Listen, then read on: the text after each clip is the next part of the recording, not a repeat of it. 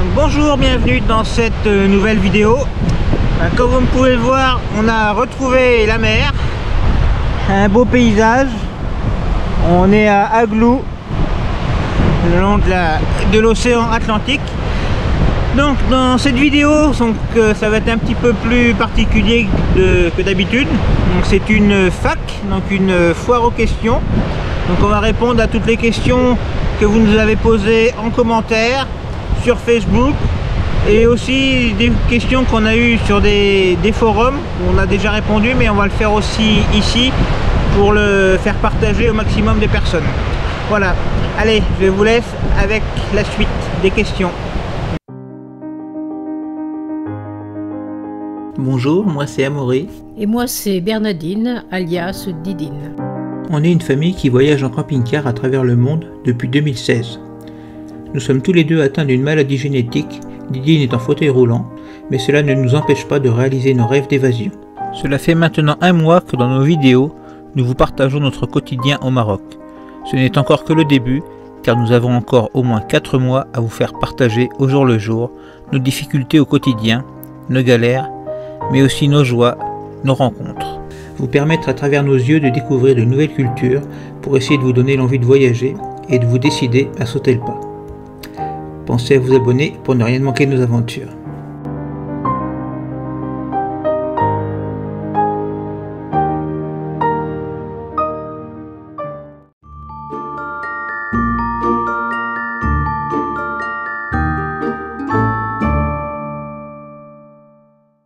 Donc la première question, donc est-ce qu'on n'a pas envie de temps en temps de se poser une nuit dans un hôtel? Donc je peux te laisser répondre.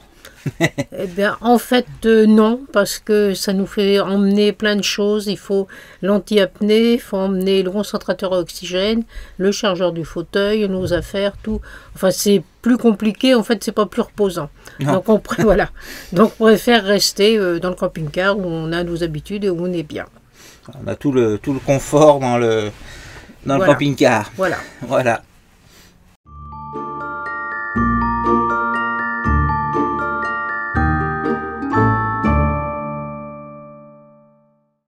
On nous a aussi demandé si on faisait des pauses, des journées sans visite et sans rouler. Eh ben oui, bien sûr on en fait, parce que il faut se reposer de temps en temps. Et puis aussi, vu qu'on a 5 mois au Maroc, si on fait pas de pause, on aura fini le tour en un mois. Et même en faisant des pauses, déjà on va un petit peu trop vite encore. Va falloir qu'on diminue encore un petit peu le rythme. Mais bon, oui, on fait des pauses et il y a des jours sans rouler. Voilà.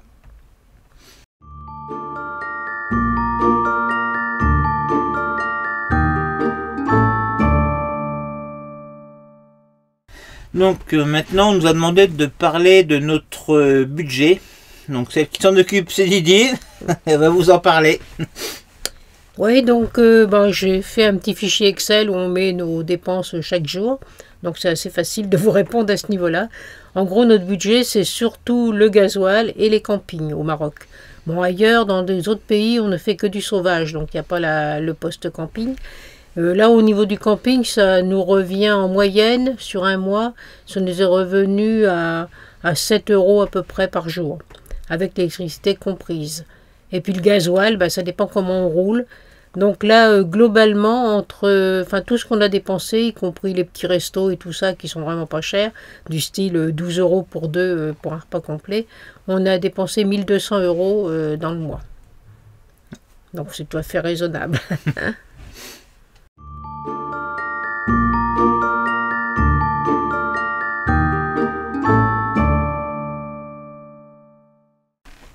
Autre question, on nous a demandé combien d'heures on passait par jour sur la route, quelle distance et tout ça. Eh bien, au Maroc, c'est un petit peu particulier parce que on compte pas réellement en kilomètres, mais en heures. Oui. On peut faire, par exemple, je sais pas, 100 km en 2 heures, ça dépend vraiment des routes. Mais sinon, en règle générale, on essaye de pas dépasser 100 km par jour. Et en gros, là, la moyenne de kilomètres depuis qu'on est parti, c'est en gros ça. Je crois qu'on est à 96 km par jour si on compte tous nos kilomètres. Donc voilà. Après, ça dépend aussi de ce qu'il y a à faire. On a fait des grandes étapes au Maroc parce qu'il y avait que du désert. Donc bon, voilà, le désert, il n'y a rien à faire, donc on continue notre route. Et puis aussi, on a fait aussi des grandes étapes en tout début du parcours, en Espagne et en France, parce qu'on était pressé de rejoindre le Maroc. Mais maintenant, vu qu'on fait pas mal de jours de pause, après les moyennes de kilomètres diminuent. Voilà.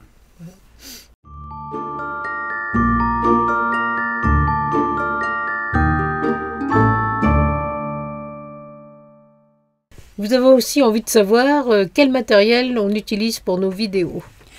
Eh bien, on utilise une GoPro Hero 10 qui filme en 4K, donc elle fait de superbes images, comme vous pouvez le voir à chacune de nos vidéos. Bon, après, par contre, niveau son, c'est pas super, mais bon, on s'en contente. Et puis là, quand on enregistre comme ça devant la caméra, on utilise aussi un petit micro sur pied pour avoir un meilleur son. Surtout Didine qui ne parle moins fort que moi. Voilà, moi je ne crie pas. Et puis sinon, on a des petites astuces. Par exemple, quand on filme sur la route avec la GoPro fixée sur le pare-brise, en général, ça fait pas mal de reflets avec le soleil et tout ça. Donc on essaye on met un vêtement noir sur le tableau de bord, comme ça fait beaucoup moins de reflets pour le soleil. Et puis sinon aussi, quand on prend des routes où on roule pas très vite, on fixe la GoPro sur le capot, voilà, j'ai cherché le mot, sur le capot, comme ça elle est dehors, et ça fait vraiment encore plus de belles images. Donc vous verrez tout ça avec des petites photos en même temps pour vous montrer réellement comment c'est fait. Et puis sinon on utilise aussi une fois de temps en temps, bon c'est assez rare, un fond vert pour faire des incrustations. Voilà, je pense. Et le logiciel. Ah oui, et le logiciel, merci. Donc le logiciel, c'est Filmora 11. Voilà. Voilà. Puis de temps en temps, on utilise aussi des logiciels InPixio pour retoucher quelques images et tout ça. Pour retirer les gens sur les photos. Voilà. Par exemple. Voilà. Voilà. On oublie aussi, on nous demande de temps en temps comment on fait nos petites animations d'un camping-car qui se balade sur la carte. Eh bien, c'est tout simple, on utilise le logiciel Magix Travel Map. C'est un pack logiciel où on trouve justement, on peut mettre des cartes, on peut faire suivre des véhicules. Tracé GPS. Voilà, et on part du tracé GPS. Donc, si on enregistre notre tracé GPS, après le petit véhicule suit toute la carte, toutes les étapes qu'on a faites. Voilà.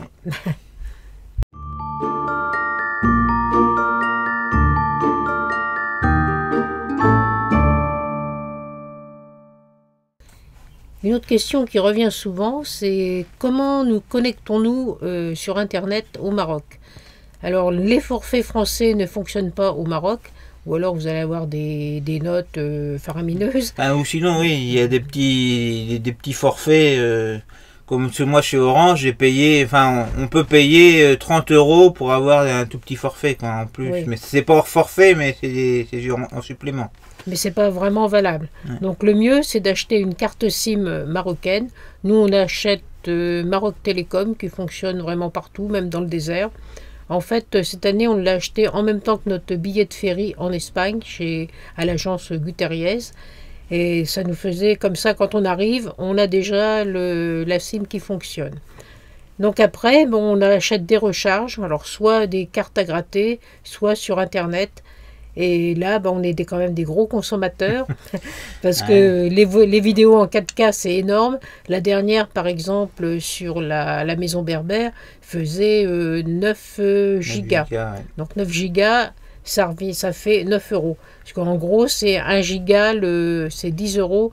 Non, c'est 1 € le giga. 1 € le giga. Voilà. 1 € le giga. C'est déjà pas mal. Donc c'est déjà pas mal. Bon, sinon, on ne regarde pas la télé, donc déjà, on ne prend pas sur le forfait. Donc, bon, ça fait quand même un bon budget parce qu'on a 2 cartes, donc voilà. On essaye aussi de trouver des Wi-Fi dans les campings. Voilà. Mais comme en France ou partout ailleurs, en général, ça ne marche pas terrible dans les campings. Voilà. Mais on arrive à en trouver quand même des pas mal. Oui, mais après, il faut bien viser le moment auquel on enregistre parce qu'il y a souvent les gens, le soir, mettent la télé et ils sont sur les Wi-Fi. Donc, ce qui fait que c'est très lent.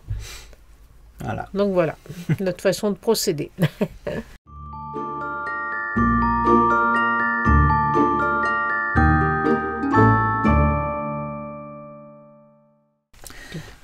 Alors, quel plat marocain avons-nous le plus apprécié depuis le début de notre périple?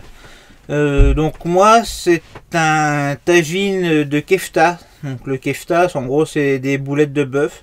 Et c'était très bon. Et toi? Alors moi, je suis plutôt abonnée aux tagines de légumes. Je suis pas végétarienne, mais j'aime pas trop la viande. Donc voilà, j'aime bien quand ils sont bien faits, c'est très bon. Et par contre, un que j'ai pas du tout aimé, c'était un tagine au pruneau. Oui. Alors ça, c'est un plat qu'ils font généralement pour les mariages, donc un plat très chic, quoi.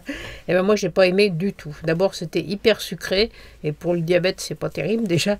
Mais même au niveau goût et tout, j'avais vraiment pas aimé. Et moi, ce que j'ai pas aimé, c'était ce qu'ils appelaient une pizza berbère. Bon, après, je sais pas réellement si c'est réellement un vrai plat berbère.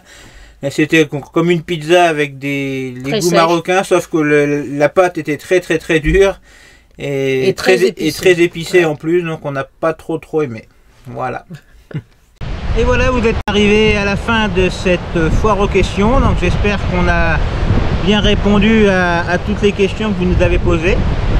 Et puis je vous dis donc dans quelques jours, même si le rythme des vidéos va pour l'instant un petit peu diminuer, parce que ça fait 2 semaines qu'on fait faire divers travaux dans le camping-car, donc on est un petit peu bloqué dans les campings, donc on visite pas grand chose, donc voilà, donc c'est difficile de faire des images quand on n'a rien. Mais normalement là on repart le début de semaine prochaine, donc on devrait avoir de nouvelles images. Allez, je vous dis à bientôt. Salut!